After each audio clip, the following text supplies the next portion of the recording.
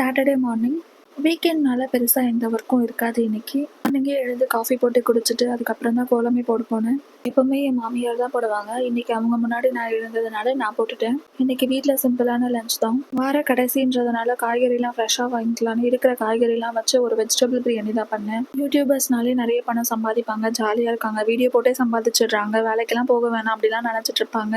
ஏன் நானுமே அப்படிதான் நினச்சிட்டு இருந்தேன். நான் இப்போ ரீசெண்டாக தான் இந்த சேனல் ஸ்டார்ட் பண்ணேன். இது ஸ்டார்ட் பண்ணதுக்கப்புறம் தான் இதில் இருக்க கஷ்டம் என்னென்னு புரியுது. எத்தனையோ சிங்கிள் உமன்ஸ் அவங்களாவே வீடியோ எடுக்கிறாங்க. அவங்களே வீட்டு வேலைலாம் செஞ்சுட்டு வீடியோ எடிட் பண்ணி அப்லோட் பண்ணி அதுலேருந்து தான் ரெவன்யூ எடுக்கிறாங்க.